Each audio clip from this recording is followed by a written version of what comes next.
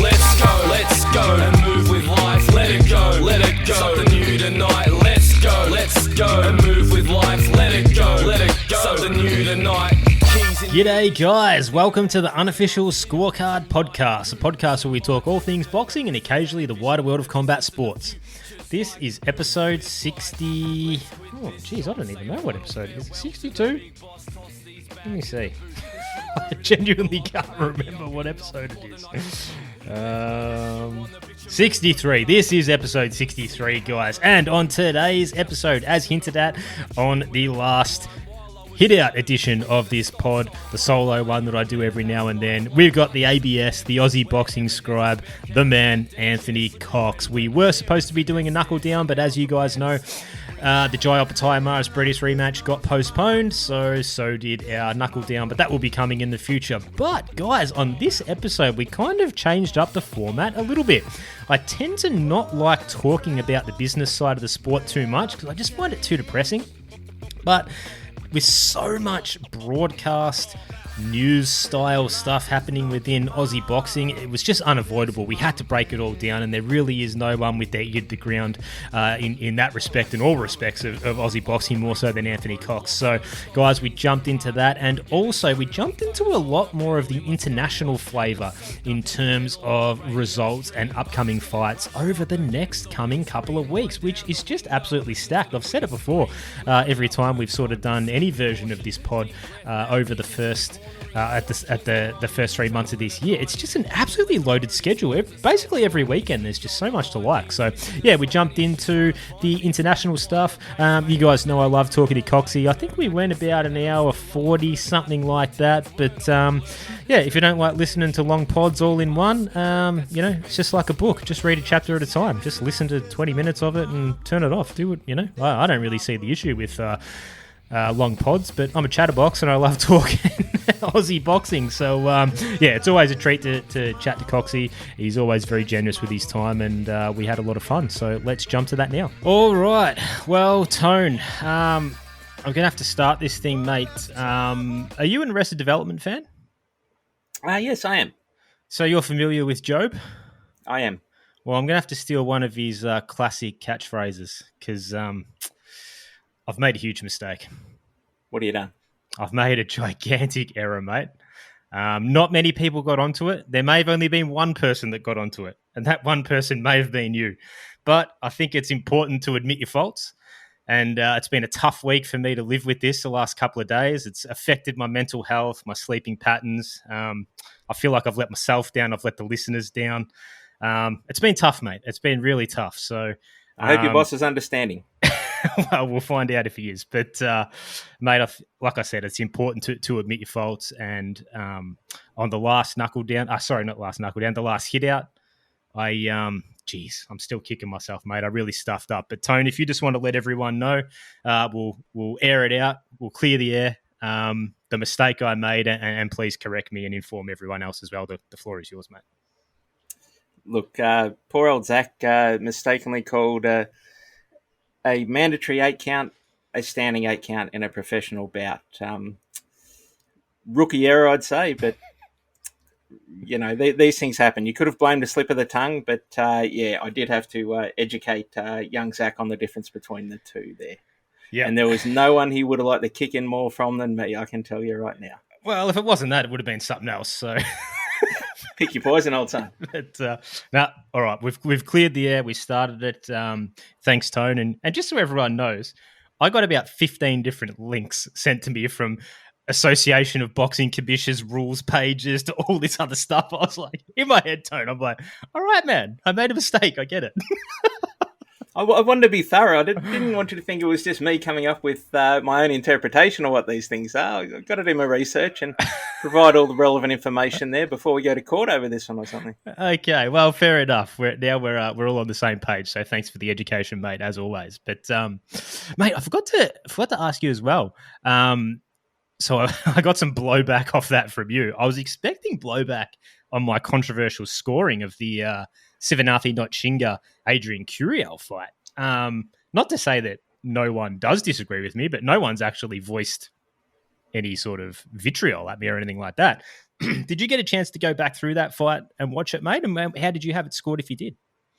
Look, I haven't had the chance. It's been one of those things on the list, and I'll push it to the further down the list for the next day, and it comes back up to the top. I've got other things to do, so no, I haven't had a chance to go back through and score it round by round. As we discussed, I watched it live, and I wasn't sitting there with my judge's glasses on, so to speak. So I'm probably not the best person to say whether your scorecard was more correct than the three official judges, one way or the other.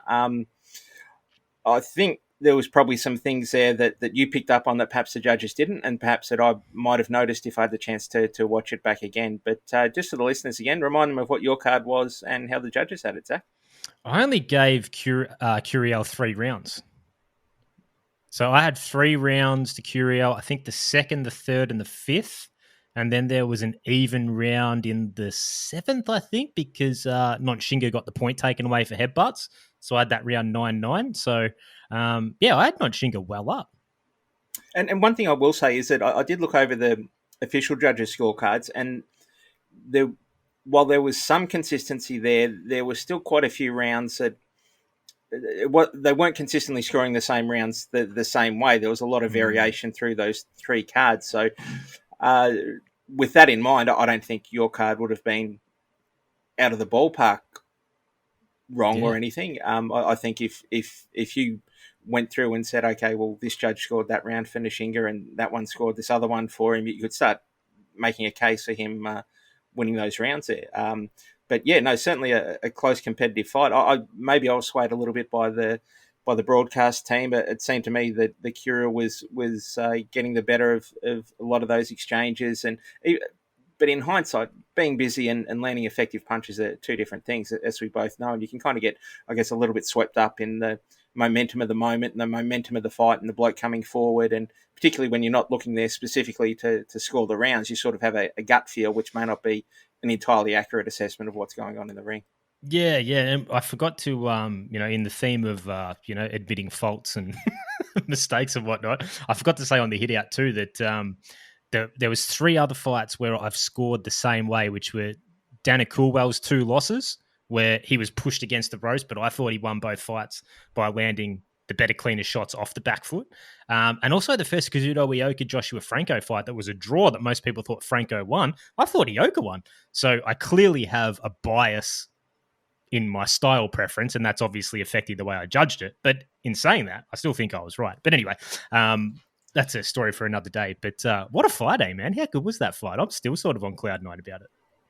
Oh, look, that's a brilliant fight. And if there's been a reason I haven't watched it back apart from time constraints, it's probably because I haven't felt that I've had the time to sit down and really enjoy it back again, because I know how good of a fight it was. It was thrilling on every level. Nonshinga coming back from a devastating knockout loss to a bloke who's not even a puncher. How does he manage that mentally straight back into the lion's den? What's his game plan going to be going in? How's he going to affect that game plan? And at the end you go, oh, absolute genius. But through 6 rounds, you could, even as you said, you thought Nonshinga was doing well and everything else, but you still probably had to question, how's he going to get the proper upper hand in this? This is still competitive, even if he's winning the rounds. What's going to change in this fight to get a definitive result for him? And when he flicked the switch and decided that Curiel had used up enough of his energy and decided to go long, and not necessarily fully long, but even that sort of mid range, and with that beautiful left hook he's got, just lit him up and just knew exactly where he needed to be and what he needed to do to close out the show, and did it in impressive fashion in what I consider one of the top 3 fights of the year so far. Yeah, absolutely. And we know that the lighter weight classes can get overlooked sometimes. So again, if anyone hasn't seen it, it's free on DAZN on demand. You can watch it at any time. 100% worth going back to. Top fight. And our mate Corey Erdman was on the call, did another great job. So it's another reason to go back and watch it. But mate, one of the reasons I wanted to get you on is because there's been so much happening in Aussie boxing. On this pod, I like to stick to the fights as much as possible, but we're kind of going to break that unofficial rule because the news over the last 2 weeks has just been absolutely ridiculous. There's so much change. Looks like there's so much light at the end of the tunnel for a lot of different promoters where we maybe didn't necessarily see that coming, all that type of thing. So I just wanted to get you on and pretty much just go through it all. And I know you know more about it than most people on the Aussie scene, certainly me and probably the people that are listening too. So it'll be a great chance for us to get caught up to speed. But we'll eventually get to it all. But I think we have to start with the Ace Boxing 7 Plus announcement that officially went down yesterday, which absolutely caught me by surprise. You know, we saw Angelo DiCarlo post that photo of himself last year wearing a Stan hat. So everyone, including me, kind of thought that was the direction that it was going. How this deal came apart, I have no idea. The little bits of pieces of information that I know about it seems absolutely phenomenal. We'll get into it from every angle for sure, but I'm assuming you probably knew this was coming a little earlier than the most of us, so you've probably had the most time to kind of wrap your brain around it. So what were your initial thoughts, mate, and how exciting is this opportunity for the sport as a whole here? Look, it absolutely blindsided me as well. In a sport that's known for leaks and rumours and everything in between, I hadn't heard a thing about this until they started trickling out the news probably about a week ago that this was going on to build up to the official launch yesterday. Obviously, the deal's been a long time in the making. It's not something you sort of sign on the back of a napkin after a long lunch. There's a lot of moving parts at the back end and things like that. And I guess just to bring our listeners up to speed who may not be across this, Ace Boxing have signed, well, I don't know how many years the deal is, but certainly for the rest of this year to produce at least 12 shows for 7 Plus, Channel 7's streaming service, along with a weekly boxing panel show.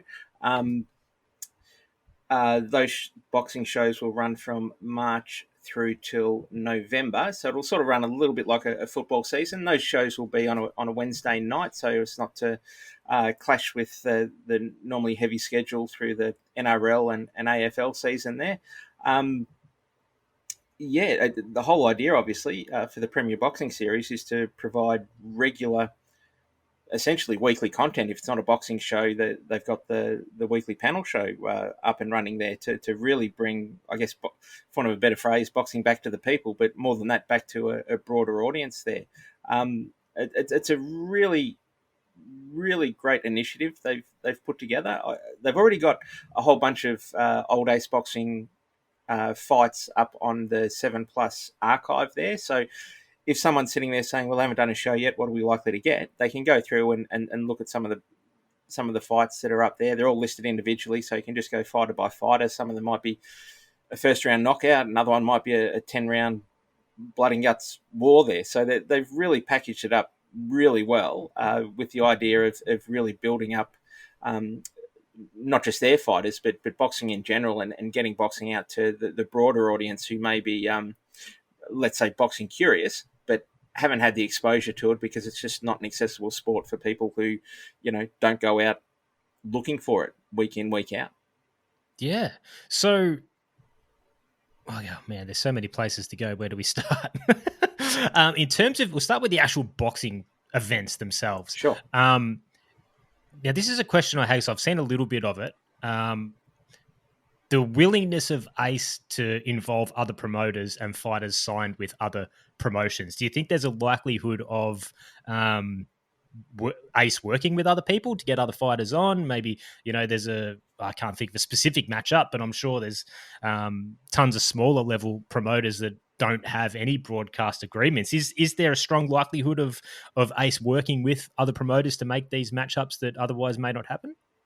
Look, that's certainly what I'm hearing. In fact, I understand that Ace want to actually extend from what should be a dozen or more shows this year to maybe doubling that within 12 months. And the way to do that is working with other promoters. I understand they've already had meetings with some other promoters who don't have TV deals but are producing regular quality shows, to whether that's a case of these other promoters putting their fighters on the 7 Plus shows under the Premier Boxing Series banner, or perhaps kind of co-promoting or putting on their own shows within that branding. But talks are certainly underway to expand what they already have there. And I guess a big part of it will be once the first card goes to air on the 27th of March, promoters will get a sense of what the product looks like, and that'll be the best way to try and get them involved. Obviously, everyone knows Ace Boxing; they know the quality of their shows. But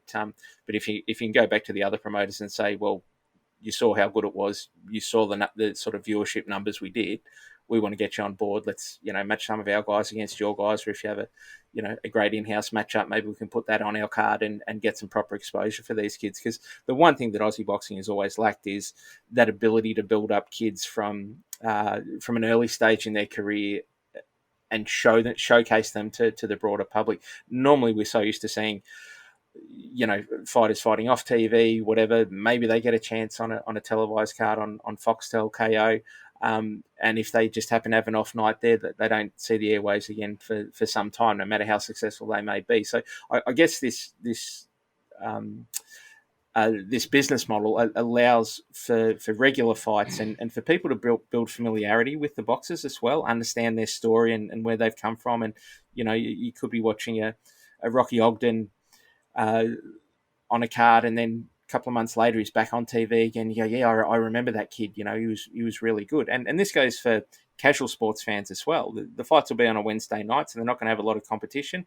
There's a lot of sports addicts out there who will watch sports any night of the week, but at least having a regular night there for it means they can flick over to 7plus, go, oh, it's a boring Wednesday. Normally there's fights on. Oh, beauty, here's a card. I'll have a look at that. On top of that, I just want to add that the shows are going to be typically 4 or 5 fights per card. So they're not going to run till 11 o'clock, midnight on a work night, which I know you hate, Zach, I know you hate. It's too late, man. You got to work. And it's hard. It's hard for a lot of people, And I guess the one thing that we've been used to in Australia with so many international fights is they happen during the day. We get our local cards here on a Friday night, whatever, but generally, we're not used to being up at 11, 12, 1 in the morning watching boxing for the most part. Yeah. So I think these smaller cards, when I say more condensed, like shorter cards, you can do more with less a lot of the time. I don't know how they're going to fit in all the auctions with such a short. That'll be on 7-2. Mate, I'll be tuning in, mate. I'll be tuning in. But yeah, the plan is 7 o'clock Wednesday, finish no later than 10 p.m. So you keep it short and sweet, handful of fights there, well matched. All you need is a couple of, just exciting, well matched 6-rounders or 8-rounders, and then a 10 or 12 round main event, and job done. It's a great way to do it. I think one of the things, again, as much as the auctions are essential for the business model for boxing in Australia, it drags on for the viewers, and certainly for new viewers. They kind of sit there going, why am I watching an auction on TV? I just want to see people punching each other in the face. And hopefully this will just have, quick turnaround between fights, one banger after another, and through we go. And I also want to say, we always talk about activity for boxers. Activity is the key. They've got to be active. If they're not active, they're not fight fit, they're not earning a quid, everything else. If the promoters aren't active, the boxers can't be active. Yes. And what we've got here is Ace Boxing has been one of the most prolific promotional outfits in Australia. I looked up their record there. I've always known they've put on a lot of shows, and I think over 20 years that they've averaged around 6 shows a year, and that's even during COVID.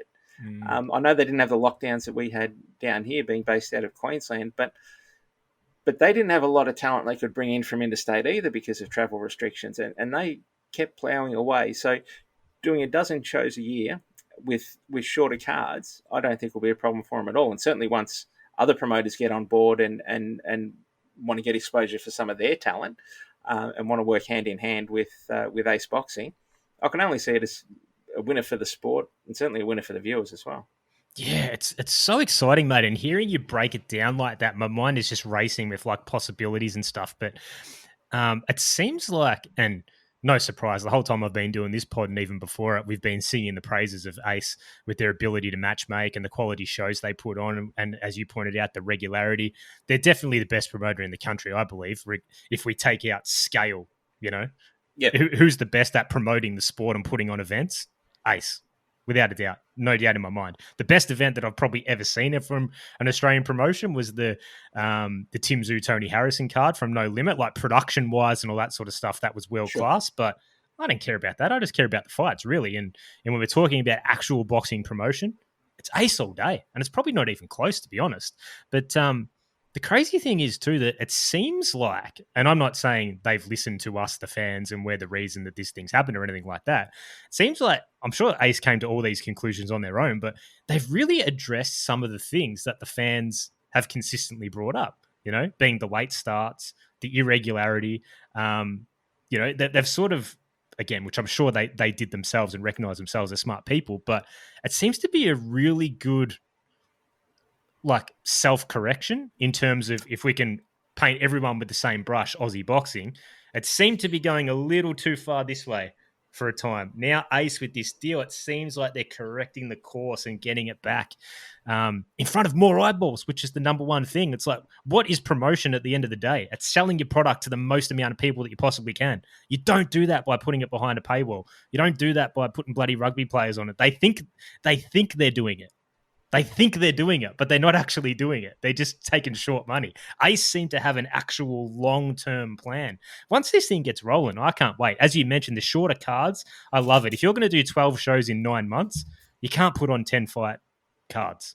That's not going to happen. Save yourself for a couple of weeks later. 12 fights in 9 months, that's a lot of events. You're going to need a lot of fighters at your disposal. So I think the important thing too is this is a new venture. And it kind of happened with them too when they were on BIN that, they just had such bad luck with that the events they put on BIN. That was just everything that presumably could go wrong kind of did. So we definitely hope they have a lot better luck this time around. But I think it's important to understand that we're going to be seeing them working out how all this is going to work in real time, So I'm not exactly expecting flawless, perfect TV products the first couple of shows. You know what I mean? That's like any new venture. When you start something, there's so many unknowns and things that you run into and problems you have to solve on the fly. So I think as exciting as it is and as pumped up as I am at least, and I'm presuming everyone else is, we still have to expect that the best product is probably going to come at the third, the fourth, the fifth show. Not that the first two are going to be bad or anything like that, but these things do take time to sort of work the kinks out. You know what I mean? Yeah, no doubt. Look, it'll take a bit of time to bed in, but the one thing that Ace have had since early doors, maybe the first year they were promoting, that they've always had videoed their shows, so that they're not sort of coming in as a club promoter who doesn't have any experience from the broadcast side. They've always,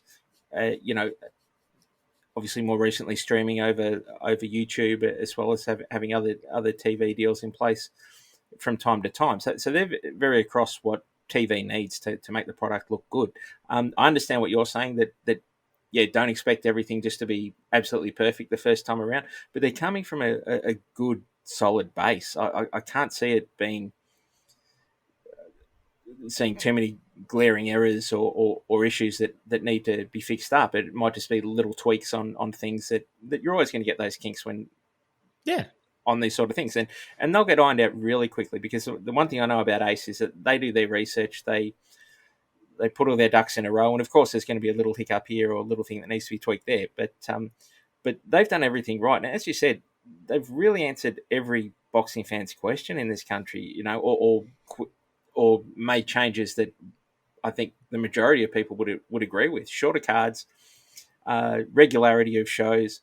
I love the idea of the Beyond the Ropes weekly panel show as well. So that'll did you just drop a little nugget of what it's called?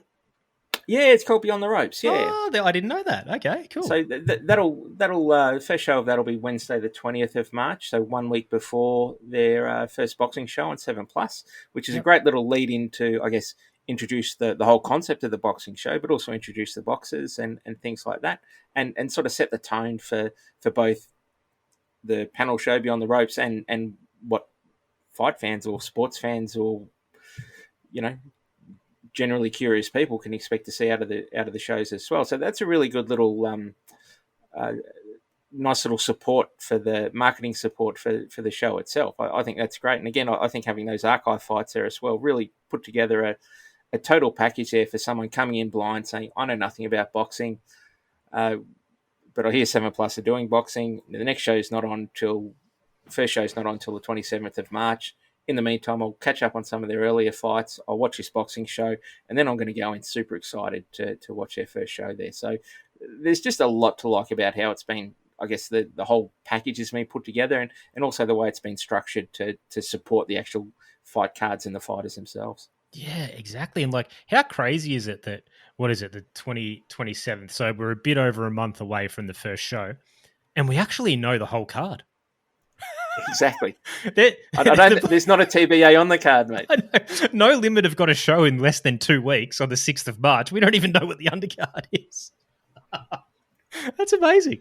But yeah, love what Ace are doing. So exciting. How optimistic are you, mate, in terms of, like your long tenure in the sport? You've seen, like even just from our conversations on the phone and stuff, sometime I ring you all like fired up about things and you're like, yeah, settle down, mate. It'll all work out. You know what I mean? Like you've seen new promoters come in, you've seen new networks, you've seen all this stuff come and go. But like this really does, at least for me, feel different, like we said with Ace at the helm. You mentioned how professional they are, the research they do, the planning ahead and all that sort of stuff.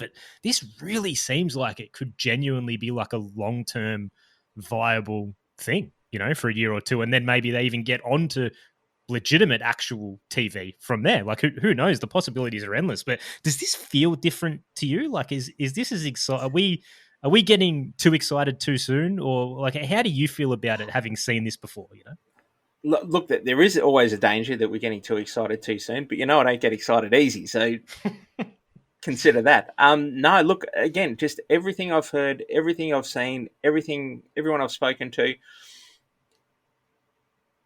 every noise, every comment out of the Ace camp, they're answering questions before I've even asked them.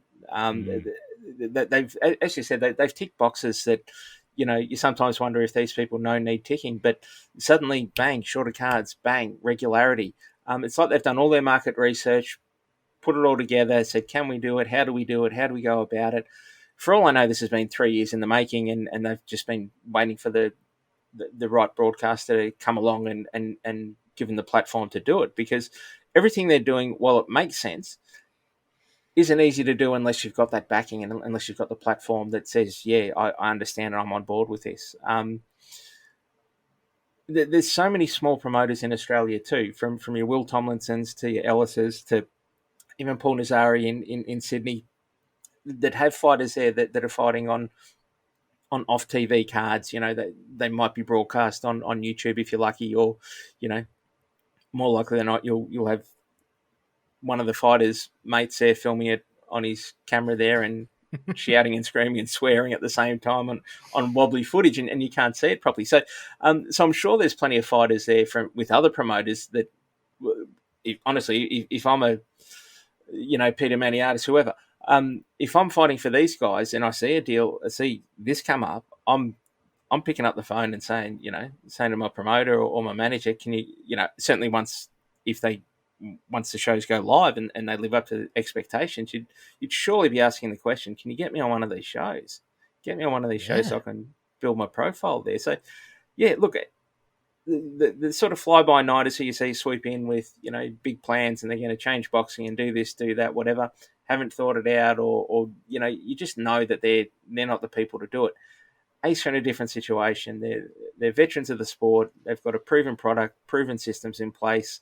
Couldn't think of a better mob to be doing this, really. They're a boxing fans' boxing promoter because all they care about is boxing. That's right. They don't do gimmick fights.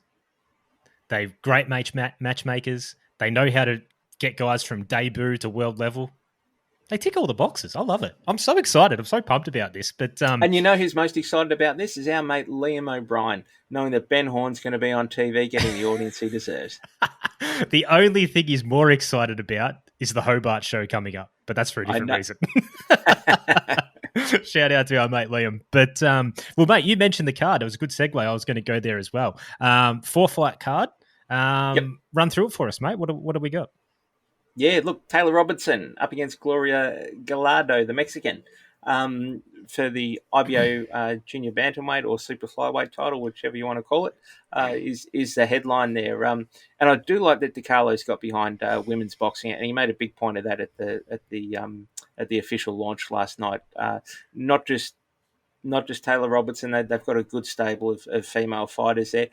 And they've also got Beck Hawker and Jala Tamat fighting for the vacant Australian featherweight crown as well on the same show. So 4 fights, 2 female fights, and they both should be crackers. As I mentioned before, Ben Horn and Lewis Chadwick going at it, and what should be a fun throwdown there. And Jalen Tate, the great Jalen Tate, the Wolf, against Alexander Espinoza, who I want to say is from Ecuador. I could be wrong. I might have to double check that. Espinoza, 18-1-1 with 8 knockouts, and Jalen Tate undefeated at 14-0 with 8 KOs.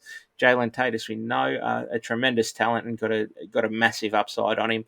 And again, us fight fans in Australia know this kid is talented and want to see as much of him as possible. This is just... I'm just licking my lips saying, cool, I can see a lot more of this kid. I can see him live. I can watch him on Wednesday nights. His star will rise exponentially, providing he keeps winning and keeps continuing on the career trajectory that he has. Yeah, geez, there's some bangers on that. Alexander Espinoza, when I heard that name, it sounds so familiar. I reckon we've had maybe Jason or Andrew fought someone with that same name back in the day, but if you go on BoxRec, there's like 25 Alexander Espinozas. So it's this one has not, this one that Jalen Tate's fighting, to my knowledge, has not fought another Australian. So it's a fresh Alexander Espinoza, at least from our perspective. But man, 18-1, and I just looked it up. You're correct. He is from Ecuador, and Ecuador so similar to Venezuela. You just never know what you're going to get. Like, you might get a guy who's 18-1-1 and be a world champion in waiting, or you might get a guy who's 18-1-1 and he's fought absolutely no one and is horrendous. So I'm going to have to do some research and make sure I'm watching the right Alexander Espinoza, because I haven't seen a thing. But are you familiar with him at all, Tone? Not at all. I haven't had the opportunity to try and track down some of his footage. But you're right. But again, Southeast Asia are a bit the same. You see these Thai fighters and, they fought no one with a winning record, and then, get a regional belt, go into the world rankings, fight for a world title, knock the bloke out in 4 rounds. You or could be totally outclassed. Yeah. It's really hard because they're not matched the way we do in, I guess, for want of a better term, the Western world, where you see, okay, yeah, you're finding a tomato can, and then we're building up, and you can see the records of the opponents sort of increase. They're boxing to put food on the table, every other week. So the level of competition isn't the gauge it would be for an Australian fighter or an American fighter or a British fighter. It's hard to know without having seen them. But look, hopefully he brings more than a kind of a glossy record over here, and has a bit of ability and has a real good go. Again, I really wouldn't know on this bloke. I haven't seen him, so yeah. I'm flying as blind as you are on that one. Yeah, well, Ace have a good history of bringing out like quality guys for. They do. Like the matchmaking they did with Liam Parrow before he, they sort of that 6 or 7 fight stretch, that the guys they brought out for him were just absolutely unbelievable, like in terms of incremental development and stuff like that. So they absolutely know what they're doing. So I've got no doubt this is going to be a good competitive fight. But also the Lewis Chadwick Ben Horn fight. I love it. It was meant to happen ages ago, but Ben Horn got sick. But probably besides Wade Ryan, Australia's second fan favourite fighter, Ben Horn, no doubt. and if you ask Liam O'Brien, he would dispute that, and he'd go, "Nah, Ben Horn number one. Ben Horn's number one fan, Liam," and I love it. I love it. And yeah, look, Ben Horn, when he first turned pro, I think most people thought, "Oh yeah, brother of Jeff, whatever," and he didn't look to have. Let's be honest, he didn't look to have much technique or ability, but he's given blokes tough fights, as he's with each, again, a little bit like Wade Ryan, in the sense that the next time you see him, you kind of go, oh, maybe he doesn't win that one, but he does look to have improved a bit there. He's always in entertaining fights. I'll always tune in when Ben Horn fights. That's just the way it is. He's great for TV, and forget about the 6-6 record.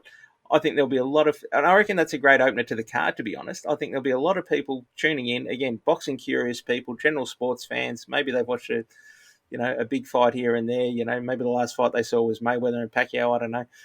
But they could tune into that and get their juices flowing straight off the bat. So I think that's a good way to start the show. Man, Ben Horn, it's like, when I always look at fights, the first thing that comes into my mind in a matchup, I'm like, all right, who has the better fundamentals? Who's more technical? Like, who's a better boxer? And that's probably how most of us think. But I can tell you one person who does not care about that. Ben Horn. Ben Horn does not care. Like, I think I said it on the pod. If I didn't say it on the pod, I said it privately. I said I would be surprised if he lasts more than 60 seconds with Nikita Tszyu. And what happened? And he almost stopped him. He beat Joel Taylor. I didn't think he'd win 1 second of that fight. He knocked him down. Like, Ben Horn just keeps proving me wrong. And, just because I pick against him doesn't mean I dislike him. I'm not as big a fan of him as our mate Liam is, but no one is. But, man, this is great matchmaking. Sorry. Can we christen Ben Horn with a nickname? Sure. Let's just call him Zero Fucks from now. Okay. From now on, Ben Zero Fucks on. He don't not give a fuck. I don't know if that flies on 7+, mate, but we'll put it to him. But no, look, yeah, you're right. He'll face anyone, and even when, again, on paper, you go, mate, probably shouldn't be in the ring with this bloke or even in the same suburb. And, keeps proving, again, even in losing efforts like Nikita Tszyu. And if that Nikita Tszyu fight, if you didn't know it before, that just proved how much the kid had improved in a handful of fights. So he knows his role in boxing. He comes to win every time, and he takes the hard fights, and he knows he's being matched to lose, but that just makes him more determined to win. And I like that attitude. That's something that's very admirable. Yeah, absolutely. And Lewis Chadwick coming off that decision victory over Adrian Rodriguez, which was a really fun tear-up too. So, I reckon Ace have hit the ground running. This is going to be so brilliant, mate. But we'll turn our attention over to another new-ish kind of network on the Australian scene that's getting involved, Stan, the streaming platform Stan. This card that's going down in Adelaide, the Sam LaBruna show, yep. What an absolute banger. Did you have any inkling that this was going down, or were you caught off guard like the rest of us? No, I certainly knew that they were doing an AFL card over there during the AFL gather round over there. And I just thought, okay, well they'll do an AFL style card over there, much like they do in Queensland and in Sydney as well. With maybe one token actual boxing fight on there and just washed up footballers throwing haymakers like in it's closing time at the car park of the pub. I don't know. But I didn't really give it much thought because of that. And then they start dropping these names that are going to be out there, and I'm really impressed with it. I didn't see it coming at all, and I like that. One thing that we often don't get in boxing is surprises. We see fights negotiated on Twitter and other social media platforms, and 3-year-long beefs finally coming to fruition, and they're going to fight, and it's just kind of like, I kind of got bored of that about a year ago, the whole discussion of it. You want to be surprised by matchups. You want to be surprised by, oh shit, this is happening in a few weeks or next month, or didn't ever know this fight was going to happen, and they've put together a very, very solid card there, which is great. I think obviously Jamel Herring and Jackson England over there will be a cracker. We don't know what for me anyway, Jamel Herring fought pretty much around in the last almost 2 years, which was one to blow out the cobwebs, go through camp, whatever. He's only sort of, I think, 3 years removed from holding the WBO super featherweight title. Jackson England been in some absolute bangers over here, win, lose or draw, and he could have had a couple more wins on his record. Great effort last time against Liam Wilson. That's a great fight to top the card, and to get Herring out here just shows some real nous, because a lot of boxers and Americans in particular aren't prepared to travel. But just running through the rest of the card as well, fire away, Zach. I want to hear what you think. Oh man, it's a banger. Like, Jack Brubaker's back against Induxiu, who is the guy that knocked out Tyson Best in the first round a couple of years ago. Yep. So he is familiar to Aussie fans, and he doesn't have that many knockouts on his record. But geez, the dude can bang, man. So, and I'm glad Brubaker hasn't been out of the ring for too long since the Nikita Tszyu fight. You know, a couple of months, but it's better than 2 years. So I'm loving that he's getting back on the horse. That just has absolute barn burner written all over it. The Joel Camilleri, Joel Pavlidis fight has barn burner written all over it. We've seen Camilleri a little bit the last couple of fights be in these real awkward matchups, like the Mazudia one, and I don't know, it was just kind of very not aesthetically pleasing to the fans' eye, or at least to my eye, I should say. I shouldn't paint all the fans with the same brush, but it's just kind of really awkward. Joel Pavlidis isn't really going to give you a chance to be awkward because he's just going to be going at a bull at a gate the whole time. So I love that fight, especially where Joel Camilleri is at in his career too. Like, if you're not getting rid of a bloke like Pavlidis, potentially the success in that second or that back end of your career, now he's well into his 30s, Camilleri, it's a really good sort of crossroads fight. And if Pavlidis can get the win there, well, he's showing he's ready for that sort of upper national / regional level. So I love that fight. Sergey Vorobev is back with Wes Kappa. Benjamin Bomber's back with Flynn Makem. I think that'll be a pretty evenly matched fight. Great to see Terry Nicholas get a fight at home in Adelaide against Fat Corey. I love it. This card is brilliant. The footy players is going to be all garbage. I couldn't care less about that. But the actual boxing portion of this card, that's probably the card of the next couple of months. It's really good. I love it. Look, just on the boxing part, the footy part of it, though, I thought you would have been interested to see Dane Swan versus Dale Thomas, because you guaranteed to see a Collingwood player lose in that. Yeah, I just don't care, mate. I don't want to see footy players from any code bloody... I don't want to see Mark Schwarzer making a comeback in a boxing ring. I don't care. I want to watch boxers box. You know what I mean? Keep your footy on the footy field. Yeah, well, as I said, when I first heard about the card, it was all footy players, and I thought, fair enough, they're trying to leverage that, and they'll probably throw in a token proper boxing fight. But they've like, you could put a line through all the AFL players here, and you go, that's a banging card. That's a good card. That's a good card, top to bottom. I mean, the most interesting thing to me is, I know Joel Camilleri was out trying to buy sunglasses the other day, but he's struggling to find ones that can fit on his nose. So I want to see if he walks into the ring wearing sunglasses, or if, I don't know, just a monocle or something kind of clinched in this one eye there. I don't know. Yeah, is that a bit of a problem with that? Yeah, he might need a welder's mask. He might actually. I might recommend that to him. You know, if you're looking for sunglasses, Joel, welder's mask might be the best you can do. Flat down. And I know Joel has a good sense of humour, so I know he'll take that the way it's intended. Yeah, the only fight I'd ever be on this pod. Big Joel Camilleri fan, that's for sure. But mate, that is a banging card, man. Congrats to Sam Labruna for pulling it off. I absolutely love that it's in Adelaide. I want to see more shows all over the country. You know, the fact that it's always just sort of Sydney, Brisbane, or Melbourne.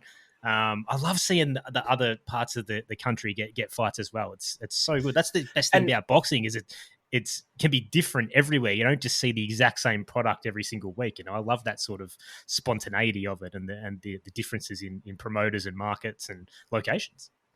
For sure, and we've both been to fights outside of the major cities, whether it was a Wildfighter show in Geelong for you, or up at Bendigo, or I've been to Gippsland for shows, and when you take boxing out of the cities or areas that normally have them, the crowds are absolutely electric. They know they're seeing something special. They know it's like the circus coming to town. It doesn't get there often, so we're all going to turn up and just go nuts for it. And the atmosphere is absolutely electric, and I think they'll absolutely get that in Adelaide. Again, a city starved of sort of big fights, and I think they'll turn out in droves for this. Whether they turn up for the footy players, you're going to have a big crowds there from interstate for gather round as well. I think it's a really smart marketing ploy to get people to the fights, and also to introduce them to some pretty high level boxing as well. Yeah, absolutely, mate. It's just ticks all round for me. Absolutely love it. Now, it was mentioned in all the posts when the news broke that it's on Stan. Now, I did notice that it didn't say Stan pay-per-view. Do you know what the go is with this card? Is this just going to be on normal the normal app, or is they going to turn it into a pay-per-view, do you reckon? That's a great question. I hadn't delved into this. I really don't know. Okay. I really don't know. Let's hope for the best. I was going to make a call one way or the other, but I'm flying blind on that one, so I'll just sit on the fence and get splinters up my ass instead. Well, you'd think, especially with the footy players, like it's the exact same thing they do in Sydney and Brisbane with the rugby players to get that more casual crossover, eyeballs. Yep. So you would think making it as accessible as possible would be the way to go. But do they want to take short money over long? Who knows? It's boxing. We'll see what happens. But we'll keep our eyes peeled. Hopefully it's just available on the normal Stan app. And Jackson England and Jamel Herring, they deserve as many eyeballs as possible, all the fighters do. So hopefully that happens. But also we posed a question a couple of weeks ago. Where is Paulo Acuso? Well, now we know. He's going to be on another Stan card. It's actually not too bad. I haven't got the card up. Can you remember the fights on that card, mate? I've got to search for it now. No, I'm going to have to search for it too. But what I was going to say is that good on Stan for getting it. Like, they're not sort of in the game the same way that obviously Foxtel and Kayo and DAZN and now 7+ are. But they have shown cards in the past, but they seem to be getting more engaged in it. So I don't know if there's an opportunity there for like a long-term deal for a promoter or a promoter / broker who can sort of put on these shows. I know Fidel Tuchel is promoting this one, and he's probably not a bad guy to do work with if Stan want regular content. He's he's promoted in various cities in Australia. He's got connections with different promoters. He could probably put together a pretty good card on the regular for Stan if they wanted to sort of go head to head with 7+ or something like that, and go from there. I don't know. So Kay Scott and Desley Robinson is on the card. That's the Australian middleweight title, vacant title there. Shay Keneally and Sequita Hemingway. So yeah, Jason Marley is on the card. TBA, there's a few TBAs there, so it's still got to be fleshed out a little bit, that card. So I'm not sure what we'll get on the undercard in that regard. But yeah, it'd be great to see Paulo Acuso back. It's funny because he boxed 3 times last year, but he kind of dropped off the radar, I guess, with the media or publicity wise after he left No Limit there. Obviously a super talent, and here's another one. You want as many eyeballs on him as you can get. You want to see him boxing on TV or at least have access to his fights and have the media talking about him, because again he's one of the best talents we've got out here at the moment. His last fight obviously wasn't spectacular. I wouldn't say he struggled, but a majority decision against I think he was an Argentinian journeyman, where he probably should have put the bloke away. He came in heavy for that fight by like 4 pounds or something. Wasn't his best performance. So hopefully there's a little bit more going on, and he can show what he's able to do and show where his real potential is, and start putting these guys away and saying, no, I'm not just here to be a great talent fighting in the shadows. I'm making a statement. I really want to go on with this.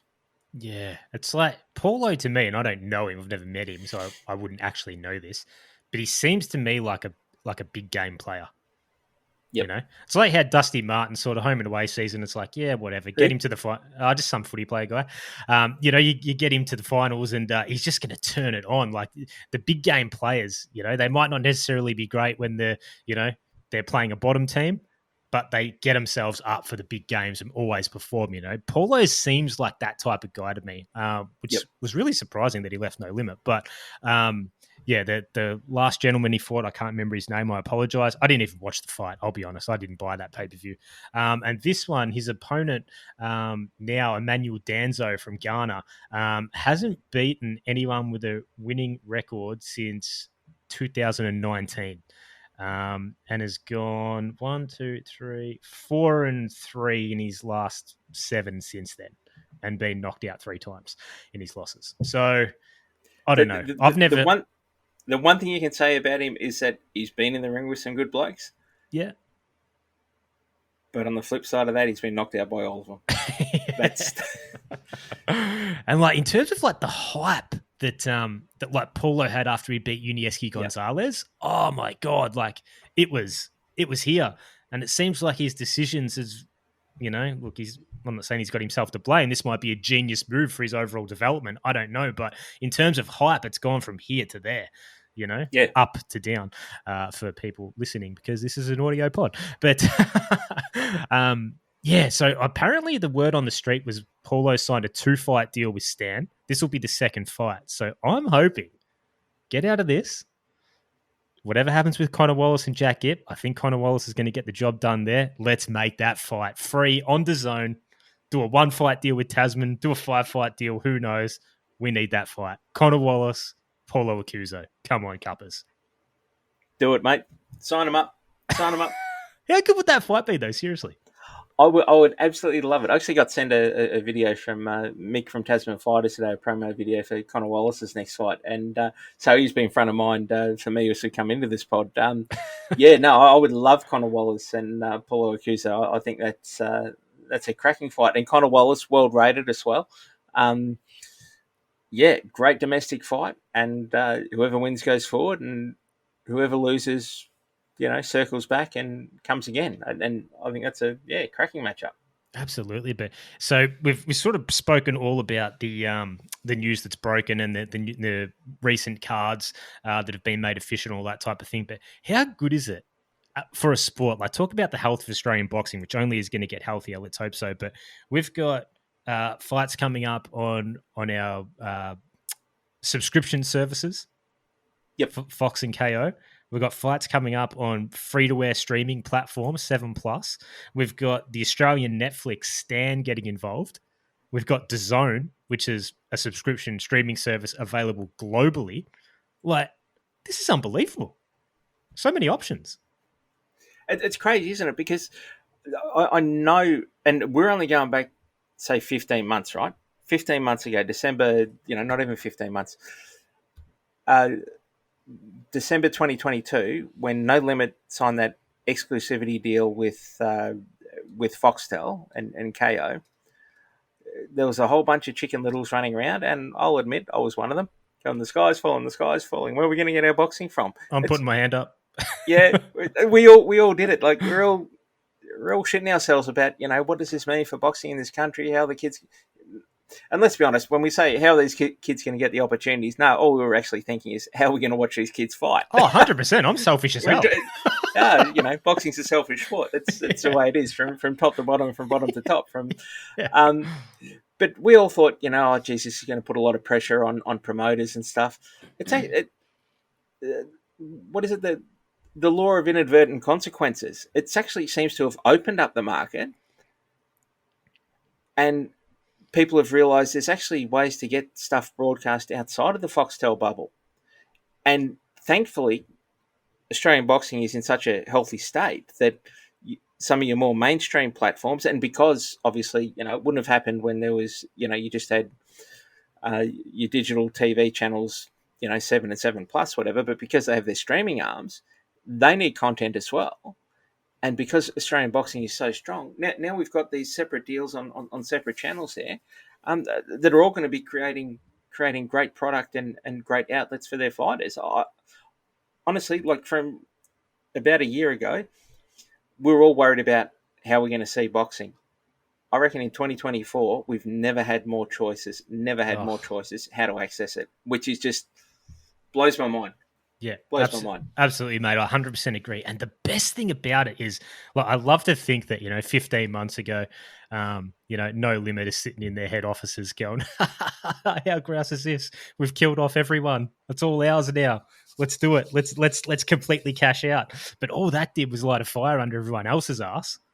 Got them working 10 times as hard. But and now they're all back competing with them, if not on bigger better platforms than what No Limit have. Like Foxtel, I have no loyalty towards Foxtel. They are scumbags. And I say that as a Foxtel subscriber. I can't stand them. So, and for the record, like George Rose seems like a cool dude at the press conferences and stuff. He seems like a guy I could quite easily have a beer with in the pub and have a chat. He seems cool. I don't know if he's making all these decisions himself or I don't reckon you'd want to steal it. I don't reckon you'd want to steal a chip off his plate though when he's having his chicken parma. I don't reckon he's that guy that would let you get away with that. But anyway, continue. All right. Well, if he hears this, he'll have a beer with me. I don't know if he'll have a beer with you now, but you've already taken a shot. Although I've been tearing his business to shreds for a year, so maybe he won't have a beer with me either. But they seem like good people. I don't know who makes these decisions, but the best thing has happened with all these other promoters and other broadcast deals because No Limit wanted a monopoly.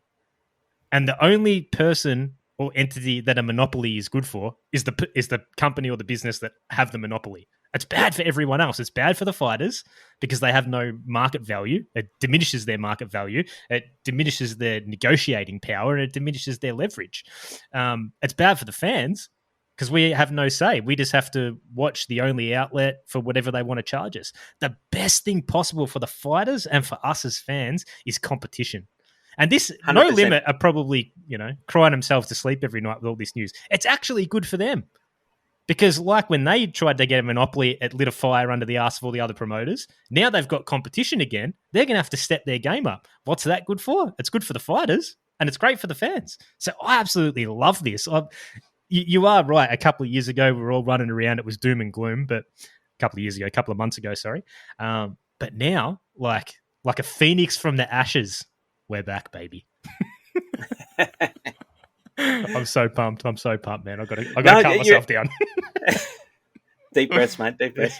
But no, you're absolutely right. And competition is everything. And I've spoken to a lot of different promoters over the years, and certainly through the last couple of years with different changes in the broadcast market. Competition, but I know it from the corporate world. Competition is what makes you improve your own product offering. Yes. If there's no competition, you can just sit on your laurels and say, yeah, we got this, we got that. They coast. Market, whatever. You coast, and then next thing you know, some minnow becomes a trout, and that trout becomes a Murray cod, and that Murray cod next thing goes out to sea and comes back as a fucking shark. Yeah. Mate, save the fishing analogies for next time you're talking to Jai, mate. All right. I will. Yeah, I will. I'm looking forward to talking to Jai off Opetaia and talk fishing, mate. See, mate, recognise real in that regard. I want to spin off fishing pod with you and Jai. That'd be amazing. Oh yeah, but talk. Yeah, but we did see. Hey, I'm a freshwater fisherman. He's a saltwater fisherman, and maybe that could be the. That could be the key, Mate, coming from different angles here. Worlds collide. It's perfect. We'll ring up 7plus. They might want to do a deal with you. I'll try and get it. I'll get Eddie on board. I'm sure Uncle Eddie will get this sorted, mate. We'll get it on DAZN worldwide. There's a worldwide market for this. I'm absolutely sure. By the way, I told you that I caught a beautiful 14-inch trout at night fishing with crickets on Tuesday night, didn't I? Yeah, I don't do imperial, mate. What's that in metric? Oh, it's about 3 kilometres. Okay, that's a big one. Yeah. All right, mate, I'll give you the last word here, Cuppers, because I want to get into some fights, some international fights that we need to have a little talk about as well to finish up. But, in closing, mate, any final words on all this news we've just spent the best part of an hour talking about? Look, I can't believe it's an hour, but, great for boxing. Competition's great for the sport. I think the biggest fear when Foxtel went with No Limit that we wouldn't see that competition within their platform, but instead we're seeing competition with different platforms. You don't have to, sign up to one and not sign up to another. If there's one platform or one product you like over the other, go for it. But I'm sure as fight fans, we just tend to sign up to all of them. But 7plus, by the way, 7plus is free. That's a free service in Australia. So you're not signing up to that platform, no subscription fee. You can just go on there and go, bang, want to watch your fights. If you don't catch them on the Wednesday, catch them on whatever day you got free. So that's probably the biggest difference between the DAZN and the Foxtel deal with Tasman Fighters and No Limit there is that this is free boxing, and we haven't had that free regular boxing. Free-to-air regular boxing in Australia. I know the Maloney boys were up at the launch on last night, and they were all over it, and it was great to see them wearing the T-shirts and doing interviews and just saying how important it is for to have a platform like this for young kids to build their brands and go forward from there. So, mate, sunny skies ahead. Absolutely, mate. Well said. Super exciting. But, mate, we've got an absolute banger coming up in a couple of days, live from Japan. And, you know, I put a bit of crap on No Limit, and I think deservedly so, and their head honchos at Foxtel. But when they do something right, I'll be the first person to give them compliments. And they've picked up this card and put it on Kayo and Fox Sports for free, which is absolutely phenomenal. So if Mr. Foxtel is listening from his office in bloody Sydney Harbour or whatever, thank you very much, mate. Great job. Please keep more of it coming. But we've got a world title triple header. We've got Takuma Inui defending his WBA bantamweight title against Jerwin and Carhass, who's moved up in weight. We've got Alexandre Santiago defending his WBC bantamweight title against Junto Nakatani, who's moving up in weight. And we've got Kosei Tanaka fighting Christian Bakasugwaya Rangel for the vacant WBO super flyweight title. Cuppers, we were talking about this on the phone about 2 weeks ago. Like, how are we going to watch it? How are we going to watch it? Bang, the news drops. Free, live on Kayo and Fox Saturday night. Come on, man. This is absolutely awesome. How pumped are you for this card and these fights? Well, I've cancelled my date night, I'll put it that way. Okay, so very. Mate, no, I was always going to watch it, of course, through one means or another. I love that Foxtel pick up these shows, but it'd also be nice if, and I know there's complexities at the back end and rah. But wouldn't it be nice if you knew it was coming up 2 weeks beforehand or 3 weeks beforehand, you could plan for it? And this goes to the predictability of being able to watch boxing. I'm in a position where, yeah, I just kind of do. But yeah, fantastic for Foxtel to pick it up. So yeah, dips me lid to Mr. Foxtel there. 3 world title fights. You don't see that from the States. For the most part, 3 world title fights, and this is just it's just another Japanese show, just another 3 world title fights. We'll go from there. All in the lighter weight classes, so you're guaranteed action. You're guaranteed a lot of punches thrown. You're guaranteed fast footwork, great defense, superior technique. Honestly, once you start getting up, I was going to say welterweight. I'm even going to say above lightweight. For me, I'm getting very maybe conservative in my old age, but just I'll give them a break. Anything below 140 pounds and below, I'm okay with. Once you start creeping up above that, the quality to me sort of diminishes skill wise. But 3 fantastic matchups. You know how much I love Tanaka. Here's my boy. And I don't know anything about his opponent. But what we do have with Tanaka, of course, is if he wins this fight, I know that Andrew Maloney wants to target him, and I know there's talks of hopefully bringing Tanaka to Australia for the to fight on the undercard of the Lomachenko George Kambosos card. So that's sort of in play there. There was talk of Jason Maloney potentially defending his title on that undercard, but I believe that they will target Inoue in Japan instead, and look to put Andrew on against Tanaka in Australia. Obviously, a lot of moving pieces there, but that's the way it goes. Inoue versus Ankajas. Anything could happen there. Inoue is a tidy enough boxer, not a big punch. But look, an upset there wouldn't surprise me. Santiago and Nakatani, you know I'm a big Nakas fan. And Santiago, I love watching as well. I would probably lean towards Nakatani's got power, but that power is built on fantastic technique. I don't know if that power levels out a little bit moving up to bantamweight. But I would expect him to get the job done, possibly on points. How do you see those 3 fights going, Zach? Yeah, mate. Well, as I always talk about every time Takuma Inoue fights,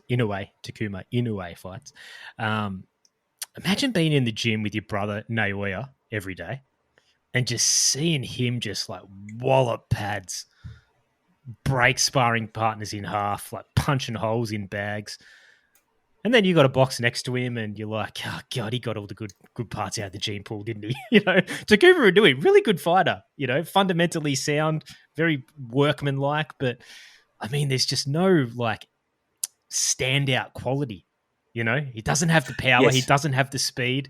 Shout out to Shingo Inui, their dad, who has to train both guys. One seemingly has all the physical and mental gifts in the world, the other one doesn't, and he's got him to a world title. So it clearly shows the strength and the ability to train and teach and game plan that Shingo Inoue has, their father. So, but Germanan Carhas, man, he's a good fighter. I reckon he was at super flyweight for too long. He probably should have come up a little earlier, before he lost those 2 fights to Martinez, which were wars, actually, now that I think about it. But I actually think this is really going to rejuvenate Germanan Carhas. I believe he has had 1 fight at the weight before. I didn't see it.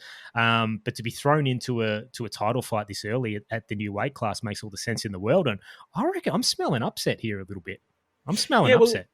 He's not going to be afraid of what's coming back at him, is he? He's going to be able to. I wouldn't necessarily take chances. Yeah, exactly. It's going to be his ability to cut off the ring and get on it into his chest. But yeah, certainly nothing that's going to come back that should trouble him. Although in saying that, Nonshinga probably thought that had been against Kirill in their first fight as well. So yeah, good point. Actually, good point. It can always happen. But everything being equal, look, I know the Filipino will be up for this. I know that he's had a good training camp. I know that he knows what a win here means for his career. I'm with you. I wouldn't be surprised by an upset at all. And again, the Japanese judges, that they score fairly over there. You're not going to get a hometown decision over there just because the local bloke who stays up on his toes and goes pity patch and circles round.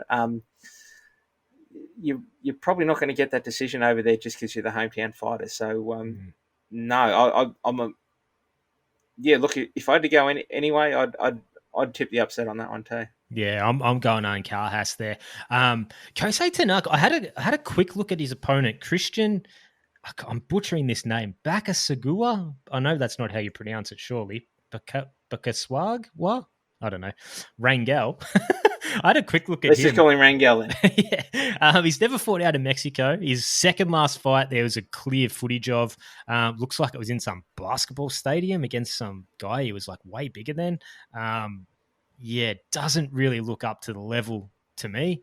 I think Tanaka's going to beat the absolute piss out of him. But Tanaka's looked really good in the rebuild since the loss to Kazuto Iyoko. I think he changed from training with his old man. He's training with someone else now. I think his dad's still involved somehow. I'm not 100% sure there. But he seems to have, he was so reckless in that Iyoko fight, taking so many chances. And, these young guys, sometimes they really lean into, once they get a reputation as all action fighters, they kind of forget about the boxing and they really lean into it. And it seems like that's what he's done. But whether it's him or his dad or the new trainer or someone, they've kind of pulled that back a little bit.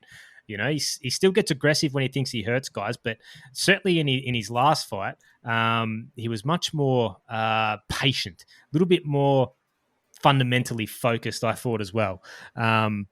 So I'm really looking forward to that, but I think Tanaka's going to walk through him. But yeah, Alessandro Santiago, Junto Nakatani, that's the fight of the card for me, mate, I reckon.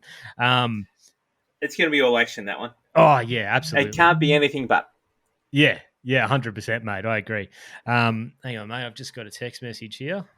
What do we got? Just bear with me for a sec. Yeah, so Junto Nakatani, mate. I've loved this move up in weight. He's so big. I think he's 5'8.5" on BoxRec. He's listed. He's so tall. He's like the size of a welterweight or a guy at 140. So moving up in weight and in terms of the power carrying, I think it absolutely will. In the fights recently where guys have made Nakatani look a little bit human. He's still won rather dominantly with Agi Cortez and especially with Francisco Rodriguez Jr. Rodriguez was desperate to get to the inside. every single, like pretty much every exchange. He was desperate to get all the way in.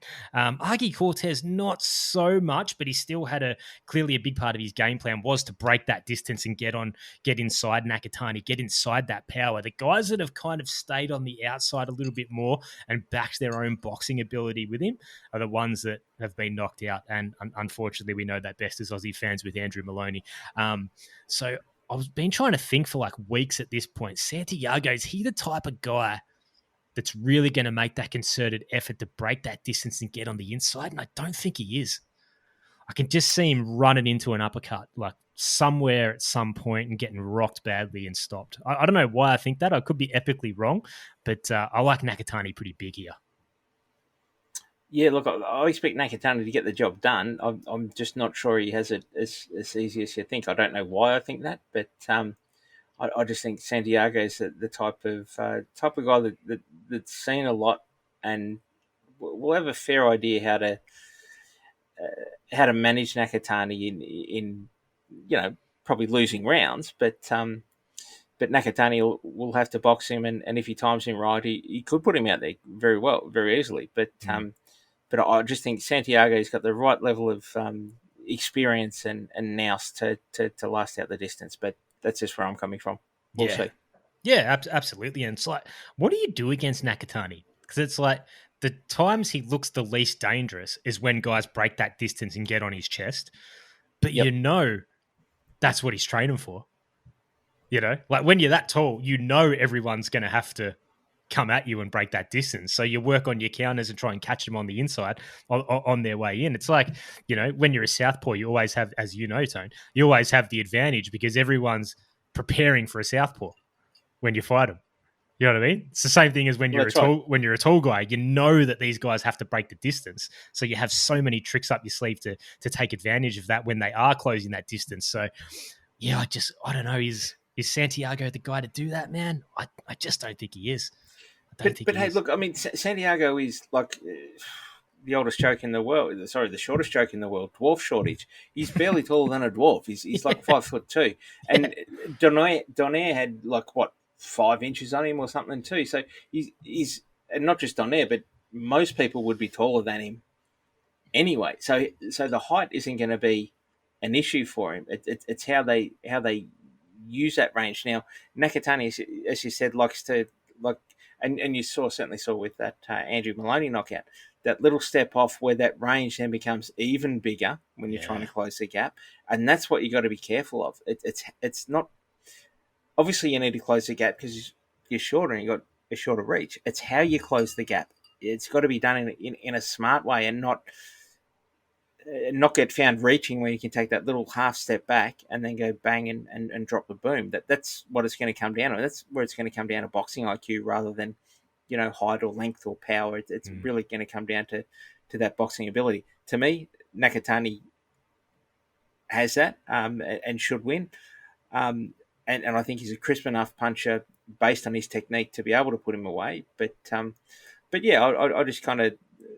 Santiago strikes me as kind of a tough, savvy kid who may not leave himself as open as people expect. Yeah. You almost need Sam Goodman level feet if you're fighting a guy like Nakatani. You cannot lunge against that dude. But, man, absolutely banging card. Can't wait for it. And, mate, it just keeps getting better. Now, I've only written down 2 names for this show. I believe it'll be on DAZN on Sunday. I think the main event's Edgar Berlanga. I can't remember his opponent. Yep. Andy Cruz. He's back. I sound like that bloke from Sizzletown talking about Tony Abbott, Andy Cruz. Andy Cruz. Just it's rare that you get excited about a kid with just a couple of pro fights. But just the level of talent this kid has is phenomenal. And again, we see kids like this, and there's some that go through with it and some that drop off at some stage. But geez, it's exciting to be on board early on and just saying, I mean, Miguel Cotto went through with it. We saw guys like, I'm having a blank on the name. Francisco Bajardo Panchito Bajada, who had all the talent coming out of the amateurs as well. And you don't know who's going to sink or swim in the pros. You don't know if they're going to hit a ceiling. But certainly everything Andy Cruz has brought to the pro game, you've just got to love. Nice. You've just got to love. It's just fantastic stuff to watch. Mate, and third fight in, they're putting him up against Brian Zamaripa Rodriguez, Southpaw. And he's the guy that fought Angel Fierro in Mexico, and they had that 10-round tear-up. And he lost on points. That's his only loss. What is he, 8? I think he's 14-1, I think, is his record. I haven't got it in front of me. But, man, this guy can fight. Like, this is a big step up. Well, I don't think it's too much for Andy Cruz, but in terms of, like, matchmaking, like, they're going pretty aggressive with him. I love it. I reckon it's going to bring the best out of him too. Yes, okay. So do you think Andy Cruz could be matched kind of like Lomachenko tough straight 100%. Out of the amateurs? Yeah? I think. I could be wrong. What do you reckon? I'm all for it, mate. I'm all for it. I'd like to find out sooner rather than later. It's when the kid has talent, and it's kind of tough because you want him to get rounds and everything, and that's probably where you. I know he had a 10-rounder against. In the debut. In his first fight there, but you also you don't want him to sort of roll through people and things like that for the next 5 fights and only have that one 10-rounder. So. Yeah, it's really interesting with these great amateur talents, just how you manage them, because you know they can beat that guy and that guy and that guy, but do they have they seen enough looks to fight the next guy up? So yeah, it'll be interesting to see. I don't have the answer to that. I would not want to be I'd prefer to be a matchmaker with a kid with decent talent who you know how to move than a kid superbly talented. And try and pick the right fights, because you're damned if you do, you're damned if you don't. But phenomenal talent, Andy Cruz, and I'm just looking forward to it. Could end very early, could go a few rounds. I'm just interested to see how it all plays out. I reckon this is the guy to give him like quality rounds. Yeah, I wouldn't be surprised. How many rounds is the fight? Is it an 8-rounder or it's 10? Okay. It's listed as 10. Yeah. I wouldn't be surprised with a stoppage, sort of 7 or 8. But man. This guy's tough, Rodriguez. He is a tough dude, man. And a southpaw. He's aggressive. Doesn't look to be a big puncher, but he rocked Fierro in that fight, I remember. So anything can happen. But, Andy Cruz, he's 28. I didn't even think of the Lomachenko comparison, but I think it's a bloody good one, mate. Like when you're that good and you're that sound and you got that much experience in the amateurs and you're also that old, foot to the floor, let's hit the ball running, which it looks like they are doing, which is fantastic. I mean, Keyshawn Davis has done it in 9 fights. Admittedly, he turned pro earlier. Yeah. And I still think Andy Cruz looks better than Keyshawn, although Keyshawn was brilliant against a faded Pedraza, we have to admit. But, man, that next wave of lightweights is love it. Absolutely bloody love it. But that's a top weekend, mate. That is a top weekend for free. Do you reckon lightweight is perhaps is the deepest division with the secondary level guys coming? When I say secondary level guys, with the next level of guys coming through underneath the established guys there. It definitely seems like it, doesn't it? I mean, I'd have to go on like a worldwide box rec search for 3 days to like definitively answer that question. But just like conversationally and using my terrible memory, I mean, I think so. I've got the most sort of, like Keyshawn and Andy Cruz. These are the, they actually seem far more legit to me than all the talk around, like Tank Davis and Ryan Garcia like 5 years ago or whatever. These guys have that amateur pedigree. And they are transitioning really bloody well, at least to my uneducated eye. But look, I know that the lighter weight classes, obviously there's a lot of depth there too. But it goes back to my thing. Anything sort of junior middleweight, lightweight, and below is fantastic. But there just seems to be a lot of depth there coming through, and from great amateur backgrounds and being managed the right way into the pros, and really having a lot of success early. Like it's not like what we've seen in other divisions, and certainly in the heavier divisions. You've got 2-3 sort of standouts in a division, and then some contenders underneath that, and then some fringe contenders, and a couple of people move up or retire, and you go, this division doesn't have much really to offer me. Yeah. People will get belts obviously by default, but it's Kind not of a like deep middleweight. division. Kind of like middleweight Yes, now. correct. With all Yeah, respect to Michael Zaffer in a couple of weeks. No, it is. Honestly, it's a bit of a wasteland middleweight, and the middleweight championship of the world was a big thing, but it's only as good as the people that are competing there. It's yeah. No, 100%, mate. But that's a fantastic weekend. And then we move forward, mate. We mentioned it earlier. Wednesday, March 6th, the first free show for No Limits branded March Mayhem.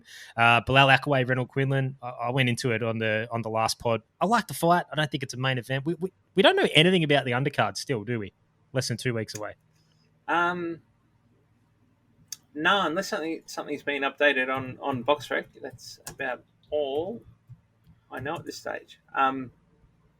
Yeah, look, it's a good fun fight, I suppose. I take like that back. The undercard is on BoxRec. Sorry, I'm just googling it myself. I didn't see any. Okay, what do we got? Yusuf Dib and Nort Beauchamp. What? Okay. That's weird. Isn't Nort Hey, you lucky they Beauchamp didn't put this. You're lucky they didn't put this on pay-per-view for you, mate. Isn't Nort Beauchamp a featherweight? Yeah, probably used to be. Yeah, okay. No, I'll tell you what's a 130, good fight. A good fight on paper. Isaiah Seti is back against a guy called Tae Kyun Kim, 8-1-1. I'm assuming he's South Korean. Yeah, okay. Well, I'm assuming he's not North Korean because they don't normally get passports. We're alive in a forgiving time, Tone, so you never know. But see, that'll be a fun fight. Yeah, that looks good. And that's the kind of throwdown I like. And again, no one will know the names, but that should at least bring some fireworks. Yeah, look, Yusuf Dib will be on, trying to get that loss off his back with what should be a pretty routine win over the well-travelled Nort Beauchamp. Bilal Akaway, Ren Quinlan, it's listed here as 6 rounds. Should be a fun little throwdown, but it is what it is. It's at fucking cruiserweight, mate. I know. Yeah, that worries me. It's listed at cruiserweight. I don't know if that's a catch weight of 180 pounds. I don't know. Yeah, But surely it can't be 200 pounds. But that'll be a fun. This is the kind of fun throwaway card that you chuck on while you're making a barbecue, whatever it's on in the background, or whatever. It's not the, you don't cancel date night for this one. Let me give you the rub. It lacks a main event, but I mean, look, we're going to get what we're going to get. But well, there we go. We learnt that in real time. I didn't know that they'd. Well, I'm assuming they haven't actually made an announcement on the undercard, but yeah, it's on BoxRec, so we'll just go with that. But, the last time I saw was Yusuf Dib versus TBA on there. So I don't know when that's been updated. I don't know what other changes may or may not happen. Okay, I didn't even know that. Yeah, but no, damn, that sets up our week 4. What was I going to ask you, Tone? That's right, we've got Justice Hooney back on the Anthony Joshua, Francis Ngannou undercard. Excuse me, that also has Joseph Parker and Zayli Zhang. The opponent there is Kevin Lerena. Best known for knocking down Danny Dubois, 3 times in the first round? Yeah, absolutely. I love this matchup. It took a while for the opponent to get announced. I don't know why. I only saw it about a week or and a half ago, maybe. Seems to be very much in the vein, in the mold of that Andrew Tabiti matchup. Kevin Lerena, a smaller heavyweight, similar experience as Tabiti, but probably better, I would say for sure. So it's kind of like that same smaller heavyweight with a ton of experience, but a step up in class. I love this matchup for Justice. I like him in it. I think it's going to be very similar to the Tabiti fight, probably with a clear Justice win on points. But yeah, man, this is really good matchmaking with Justice. I like the way they're moving him. How have you sort of seen it? Look, I see it the same way because again, I'm not a matchmaker. I'm only looking from the outside in. But when you've got a guy as talented as Justice, who skill for skill could be fighting guys a lot better than this, but without the actual, I guess the ring time and experience in the pros, I reckon you're kind of better off taking those cruiserweights or smaller heavyweights who have experience and building his professional experience that way. Lorena was in camp with Tyson Fury before the Usyk fight got cancelled there. So I didn't know that. So Lorena was drafted in as a lefty for Fury there. He's going to be fit and ready to go.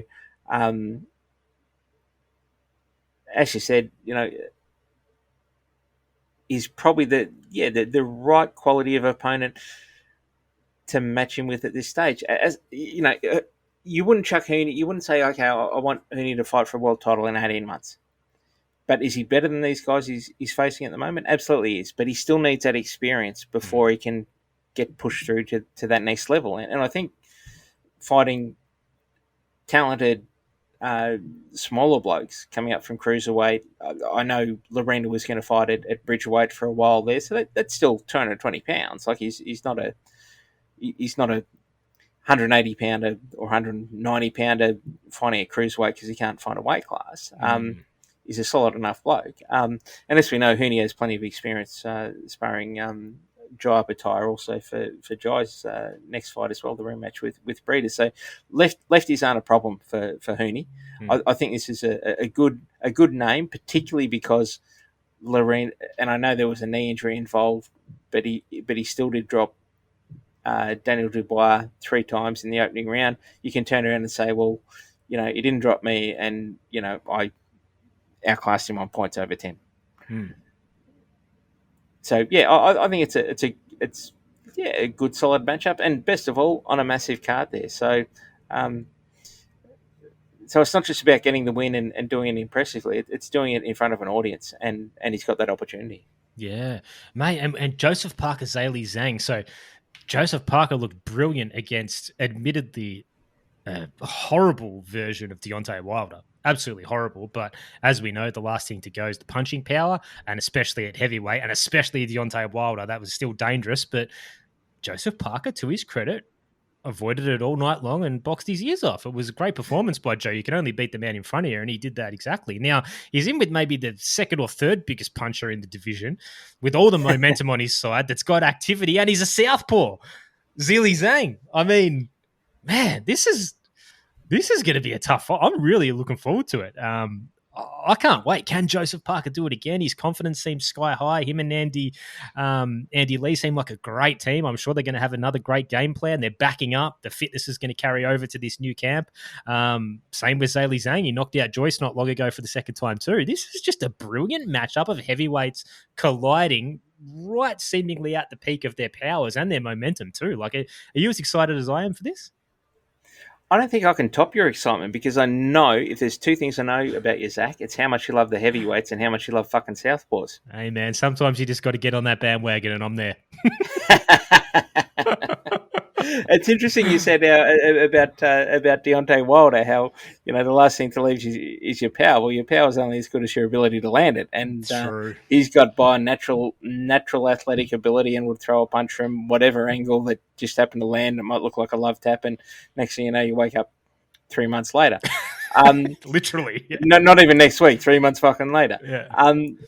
But yeah, look, I really like. I really like this matchup. I think. Look, I'm torn on it. Like I love Joseph Parker being from the Antipodes like us. When he loses, he'll just become a Kiwi. Nothing to do with Australia. But I guess he fought 4 times last year. I reckon. I reckon so, 4 times last year. Like a hectic schedule. Didn't fight anyone of note until Wilder, but did an absolute number on him.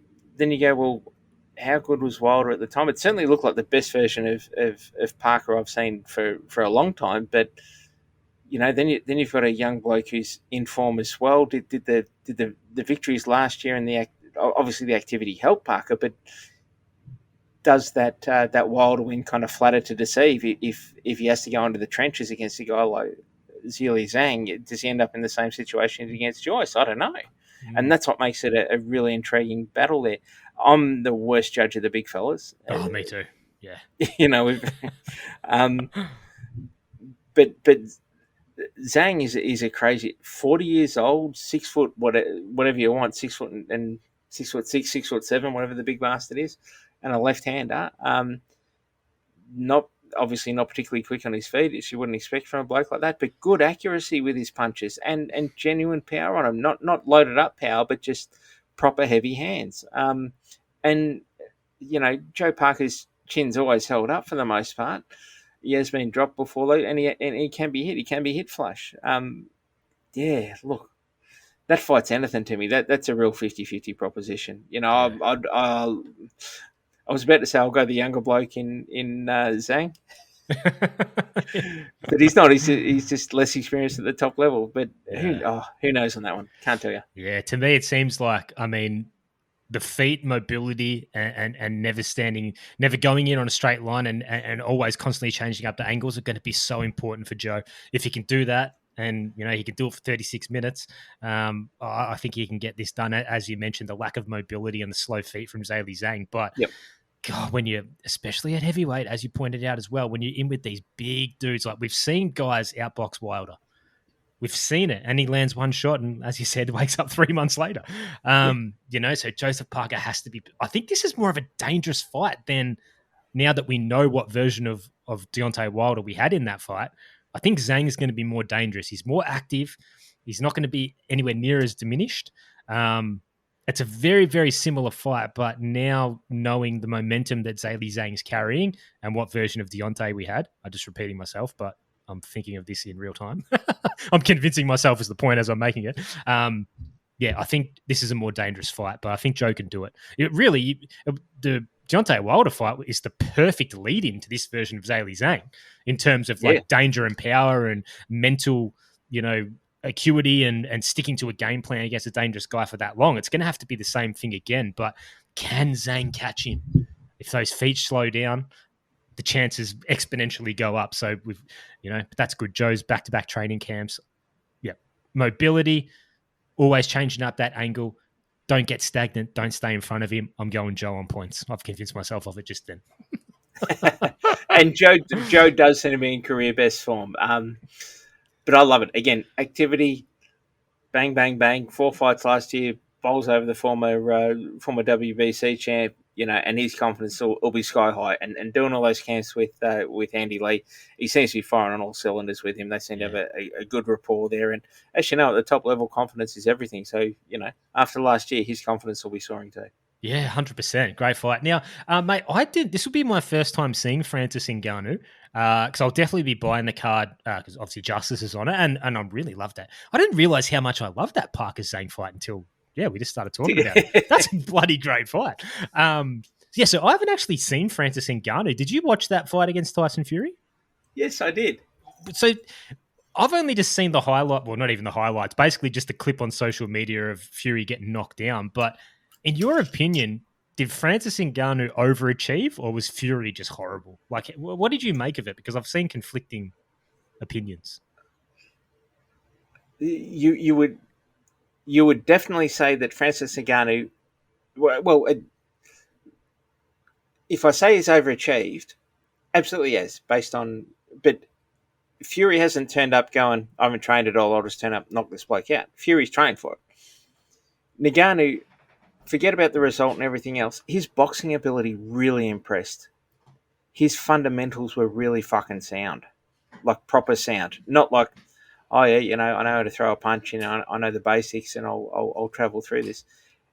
He looked like a really seasoned professional. I'm not saying a world championship level fighter, but his fundamentals that's what blew me away, even before the knockdown and after the knockdown in the third round. It wasn't just, I'll plod forward trying to throw bombs and there was probably a little bit of predictability about what he did, but that's probably because the fundamentals are so well drilled into him. He honestly, and this is why I didn't have, I know some people had a problem with him being put in the, WBC, putting him in the top 10, or they put him in the top 15, or what do you do with him? It's a losing effort. And I understand that, but based on the skill level he showed, there'd be blokes in the sanctioning body, sort of fringe top 10, certainly in around the 11 to 15 mark that he would have beaten on that night fucking handily, and could have done it on points. Could have done it on points. Okay.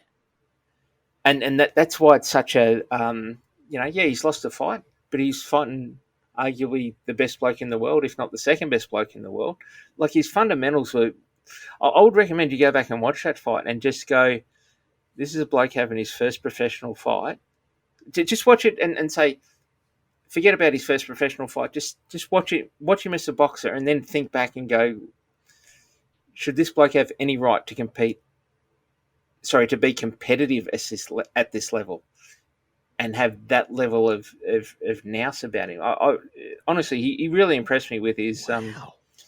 And again, now that people have seen him, they start saying, okay, he's a bit predictable. He likes to move this way or move that way, and he typically does this, and there's a tell there, and I can exploit that. I mean, I fully expect Anthony Joshua to beat him and beat him handily, probably by knockout in about 7th, 8th round, whatever. But it's surprisingly good talent. If you'd never seen that bloke before, you'd never heard of him before, and forget about him being 37 years old, whatever. If that was a 27-year-old you never seen before making his pro debut, and he fought against anyone like that in a losing effort, you'd say this bloke has fucking talent. Wow. Okay, man. Well, I'm keen as for this card now. and this is again coming from a bloke who goes, "Oh, I don't watch heavyweights at all." Man, we love heavyweights now. We do. With a new pod, the heavyweight crew, mate. We love heavyweights. What a role reversal. That's crazy. Okay. Sweet. Thanks, man. I appreciate you filling me in on that. I'm probably one of the only people that didn't watch that fight or go back and watch it. But okay. I probably won't go and watch it, but it's raised my excitement levels for that main event anyway. So March 9th. Can't wait. Saturday. It's Saturday in Australia, March 9th Australian time.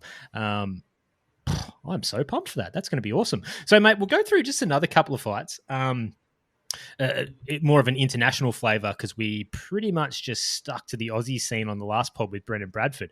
A couple of sneaky little matchups that I really like here at 135 and 140. Sunday, March 17th, Australian time. William Zepita's back against Maxi Hughes. Sneakily good fight. That's a fun fight, isn't it, eh? Yeah. Maxi Hughes is tough as fucking nails. William Zepita, fantastic fucking prospect come contender.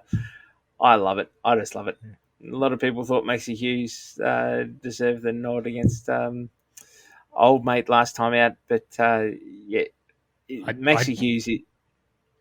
Sorry, I was just raising my hand. I thought Maxi Hughes beat George as well. Yeah, got to be honest. Yeah, so did I. I thought Maxi Hughes was stiffed against George Kambosos Jr. Yeah. Apart from some people thinking he won 13 rounds to 1, but 11 to 2. 11 to 2, sorry. But no, Maxi Hughes is one of those underrated, gritty campaigners who just, I wouldn't say a sniper, but just sneakily good skills. Yeah. And the type of good skills that can exploit flaws in fast-rising prospects and talented guys, flaws that they didn't even realise they had going into the fight. Just a real fun guy to watch, and a guy that I don't think he wins the fight, but I think he asks a lot of bloody questions on the run-through. Yeah, absolutely. I can't wait for that fight. I don't even know what's on the undercard, but that fight alone is just going to be awesome. But, mate, also, now we said earlier that Ben Horn was probably one of the two Australian favourites in terms of like sentimentality amongst our fan base. The guy who is probably number one, or maybe it's even Wade Ryan. Everyone loves Wade Ryan, and rightfully so. Massive opportunity in Japan against Takeshi Inoue, Monday the 18th of March. And the fact that Fox and Kayo have picked up the triple world title, what is it? Triple header world title card this coming Saturday night with Nakatani and Kosei Tanaka. I mean, hopefully that relationship with the Japanese broadcasters continues on for a couple of weeks, and we can get that fight live and free on some form of Australian broadcast as well. But yeah, Wade Ryan, Takeshi Inui for the OPPF and WBOH Pacific Super Welterweight titles, seemingly with world rankings on the line. We love seeing good people be rewarded with great opportunity, and this just seems to be exactly what's happened for Wade here. Shout out to Mike Altamura, who no doubt has done tons of work behind the scenes to get this opportunity up and going. But another Aussie at Korakuen Hall. We know what can happen there sometimes when we find ourselves over there. I'm optimistic, mate. What do you make of this matchup, and how pleased for Wade are you? Look, the one thing I know about Altamira's fighters at Korakuen Hall, they fucking win. On top of that, his fucking Southpaws win over there. So, TJ Doheny, just it's a happy hunting ground over there for Mike's fighters over there. Yeah. I know Mike is very keen on this fight for the Gunnedah Gunslinger.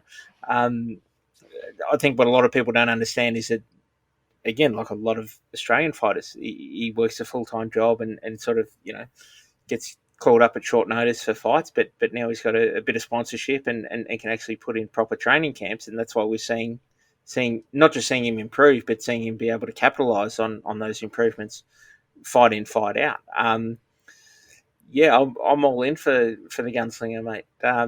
34-year-old Southpaw, mate. He's only 15 years younger than me. Well, about 10 years, whatever. I just like the guy. I think, in a way, I don't know if he's... Look, he's good, but he's not great, even at sort of regional level. He's one of those kind of... you're hanging about there, but that's about where you are. And honestly, Wade Ryan's kind of a little bit the same. Regional level is about his level there. So Wade's going to have great advice from Mike, being there 100 times and everything else. What the lay of the land is.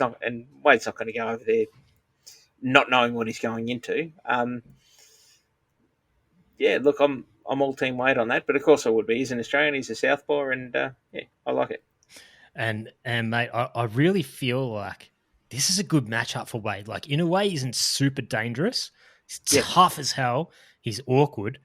And I mean this as a compliment, there aren't any more awkward people out there than Wade Ryan. So if they want to have an awkward off, this is Wade's fight all day. But I think it's going to be a hard-fought battle. But, man, I think Wade can do it on points. And the good thing, as you mentioned earlier when we were talking about the card on the triple header coming up this Saturday night, is about the Japanese officials. We have no nerves about the judges or the ref. Like we know it's going to be a completely fair contest, and if Wade's good enough on the night, he's going to get the deserved decision. And I really do think that's going to happen. I always pick the Aussie anyway, so take that for what it's worth. But I've got a real good feeling about this. I mean, we talk about motivation and career momentum and all those type of things. Well, it's all got to be siding with Wade now to receive this global sort of opportunity in such a historical, well-known venue like Korakuen Hall. It's it's not the bloody Rudy Hill RSL, with respect. You know what I mean? We're going to the big league, so I reckon Wade's going to be right up for it. And you just wanted to say Rudy, didn't you? Pretty much, yeah. I was looking for a segue for about past 45 minutes, but we got there. But fantastic for Wade. It's just another one, Cuppers. So we'll pretty much finish up after this. It's got one more after this one, but this is a fantastic fight. And one of the guys you and I got onto with, I believe, fought on the term you coined at Eddie Hearn's House Party Volume 1 during the pandemic. I was happy with that, yes. Yeah, one of the guys that jumped off at the screen at you and I in particular, Dalton Smith. Dalton Smith has just continued to look the goods. Again, the way Matchroom bring guys along is really good. They've got a really good eye on development and incremental step ups, and this is just a classic former champion who's fallen on hard times against a seemingly young rising prospect ready to become a contender. It's the perfect matchup at the perfect time. Dalton Smith and Jose Zepeda. I am absolutely pumped for this. This is a massive coup for Matchroom to get this fight. I love it. Sunday the 24th of March, live and free on DAZN globally. I'm so pumped. I don't always wake up early for these cards. I'm waking up early. Wake up sometimes at all, mate. I'm waking up early for this one for sure. How pumped are you for this one, Cuppers? Look, I'll see if I can catch it. I might be out fishing at the time, but if I'm lucky enough to be home at that hour, yeah, no, this is classic bloody matchmaking. I got Dalton Smith because I love the kid. I think Zapata, and I fucking love Zapata. Sean Zapata had a brilliant career and is at the tail end of it. But just, yeah, talk about perfect matchmaking. Again, Zapata is the type of guy that just on experience will be the bloke to ask questions, to see what this kid has. And Dalton Smith will ask questions of him. How much do you have left in the tank at this stage of your career? Where are you at? So there's a lot of questions to be asked either way. I just think different style of fighters, but coming off a shutout loss to Richardson Hitchens, in that war with Regis Prograis a couple of years ago, I got to go with my boy Dalton Smith. I just think fresher fighter and on the rise, but yeah, I can't believe it. I'm tipping against the Southpaw. Welcome to the dark side, my friend. It's cozy over here. But yeah, I tend to agree, mate. Dalton Smith, all the potential in the world. Having a name like this, similar to Wade, getting that opportunity in Japan, I feel like he's just going to be training the house down. And unfortunately for Zapata, it does look like it's the end of the road for him. But stranger things have happened. But brilliant matchup. Now, just to finish up on Coxie, we go to the end of March, which we've tried to keep this one a little bit more international themed, but we've got to finish on the Aussies because that's my passion. That's what I love. We got Liam Wilson and Oscar Valdez. The next day, we got Michael Zarafa and Erislandy Lara. And, of course, Tim Zhu and Keith Thurman, mate. Massive weekend for Australian boxing internationally. Out of those sort of three fights, which one sort of fires you up the most? I think I know, but just tell us anyway. I'm a massive Keith Thurman fan. Well, you do love activity, so that makes sense. I do love activity, but he's not a southpaw. Yeah. No, it's Valdez Wilson for me. That to me is just can't miss fireworks. God, that's a good fight, isn't it? That is just, if you could match like 5 fights like that and just rack them up on one card or put them in week to week, I'm just down for it. Because we know Liam Wilson can box. We know Oscar Valdez can box. We also know they won't. They can you box? Yeah. Would you prefer to? Fuck no. I'd prefer to fucking drop bombs in this motherfucker's chin, right? And you want to try it back at me? Well, game on. We know it could be funny that they might box for 3 rounds perfectly, up on their toes, being all princesses and everything else, and then there'll be one flash punch, and then into the bloodbath we go. It'll be a fun fight for us fight ghouls who just want to see a proper. I'm always reluctant to use the term Mexican when it doesn't apply to an actual Mexican, but Liam Wilson has that. If you want to talk about Mexican style, he's got that Mexican style. Yeah, I can box. He's got those huevos. Yes, but this will just be bombs dropped, as they say. So, and we don't know who has what left either. That's what makes it interesting. Like, where's Valdez with his career? We've seen Liam Wilson, kind of fight down to the level of opponents, and maybe he gets up for this one. Like, but does he have enough to get over a Valdez? We don't know, and that's what you probably say. Valdez is a favourite, probably 60-40 or something based on experience, but he hasn't looked great the last few times out, so who knows? But good fight. I thought he looked good in the Adam Lopez rematch, and Shakur's Shakur. So what are you going to do? And Navarrete's Navarrete. So what the hell are you going to do there? It's kind of a hard one to gauge on that form line. To your point, because they both fought Navarrete recently. One lost on points, one got stopped, but the one that got stopped probably had the better showing and should have won the fight. It's kind of, you know what I mean? It's like, it's very hard in terms of that specific result to judge who did better against them. Yeah. But yeah, for me, this is, and you hit the nail on the head there. I don't even reckon this is a boxing match for 30 seconds, let alone 3 rounds. This is, I wish it would be. I really wish it would be, but it won't be. We know how Liam rolls these days, or for his whole career, really. Boxes at times, but he just loves fight. He loves tear-ups. He loves it. This is just going to be an insane war. And for that reason, I can't see anyone making adjustments. I can't see anyone, using smart footwork. I can't see anyone, laying a trap. It's just going to be all out aggression. To me, it is just 50-50. Because if it's that style of fight, I can't pick a winner. I don't know what's going to happen. Someone's getting knocked out. That's what I do know. Yeah, and it'll be from a left hook, mate. It'll be from a left hook. Whether it's the body of the head, it'll be a left hook. That's Probably. all we know. Yeah. No, it will be. Okay, we've declared it right now. I've declared it right now. But in all seriousness, I'm looking up Sportsbet right now to see if I can get a left hook knockout. Okay. So you can get your 10% there when I start bragging about it. Thank you very much. That is the rule. That is a well-established rule. And if no one knows it, the rule is if your mate brags to you about winning a bet, he owes you 10% of it. That's a universal rule. And I have made shitloads of Coxie in the last 18 months, just so you know. But I've funded his company, his golf trip, his free beers on Saturday. Yeah. Hey, it's a good life I live.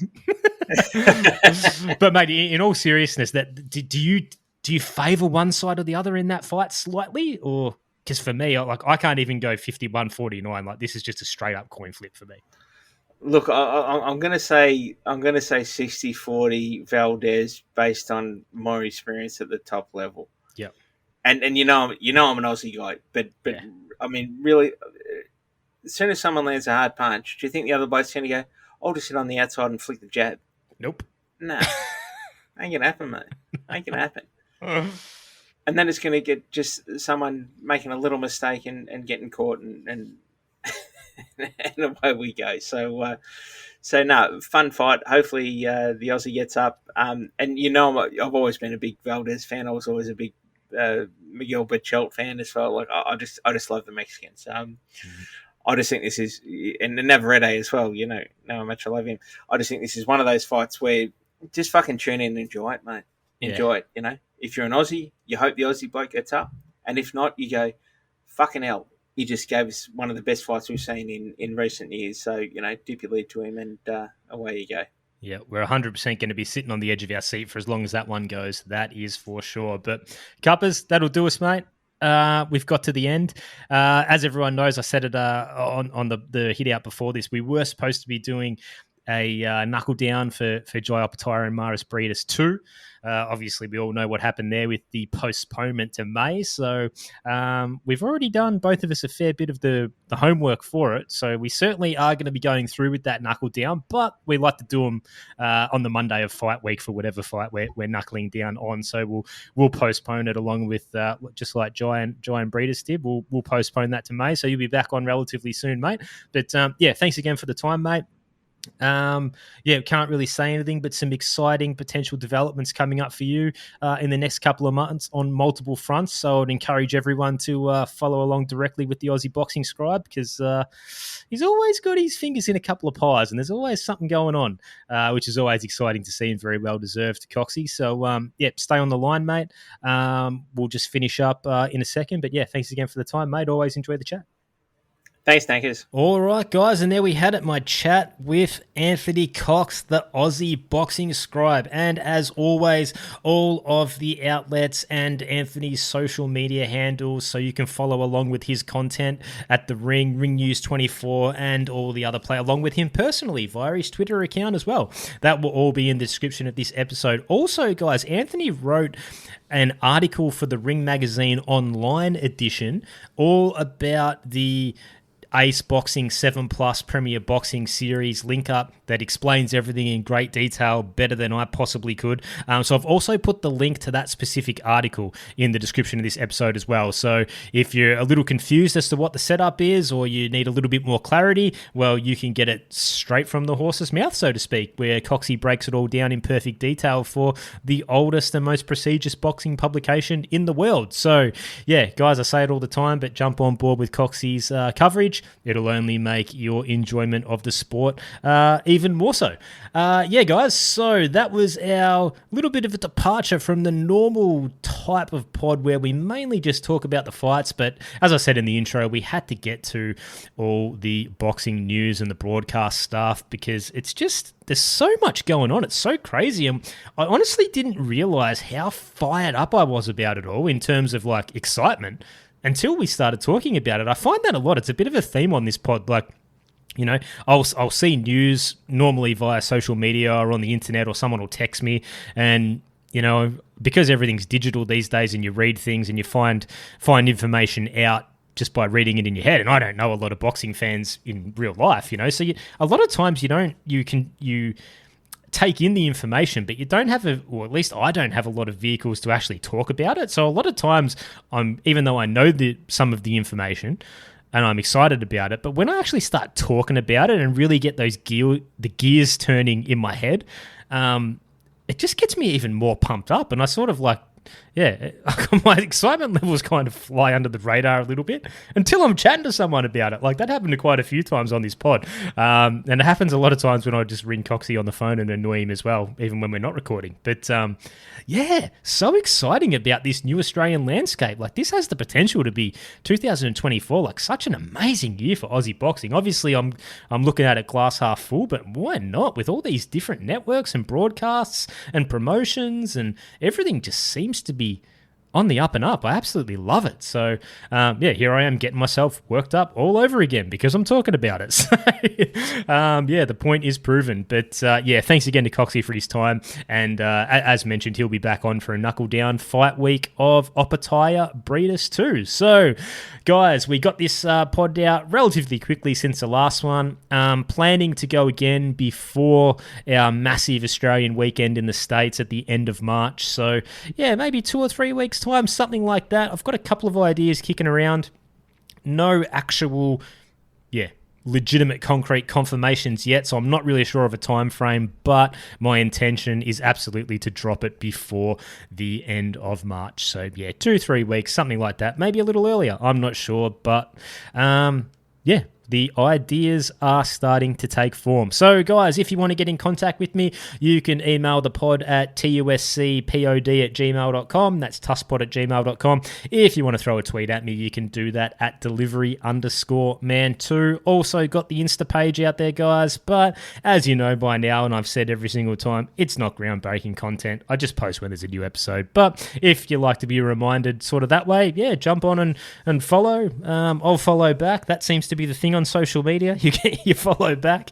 But it's not like a prolific amount of content on there or anything like that. So all good if you want to give that a miss. But guys, I have talked myself into excitement overload. There is so much good stuff happening. Massive shout out to Fox and Kayo for picking up the world title triple header from Japan on Saturday night, 8 p.m. Australian Eastern Daylight Time. Live and free. So don't mind potting them when I disagree with them, but I'll absolutely pat them on the back when I think they've done something right, and I think they've done something right here, and as one fan in myself, I massively appreciate it, and I'm sure you guys do too. So guys, thank you very much for listening. I feel like we've built some good momentum for the start of 2024. We're getting the ball rolling and we got some plans to go. So if you guys are going to keep listening, I'm going to keep trying to pump these things out and really get motivated to have a big year. So again, I thank you very much for all the continued support. Guys, enjoy the fights. We've got some bloody good ones to watch, and I'll catch you later. Well, let's travel, may add up the change.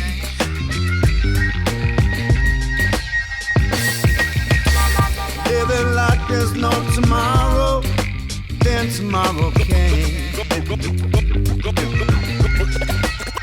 Going all out.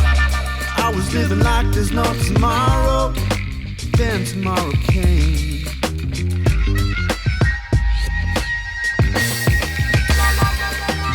I got the wake-up call, laughing through the window frame.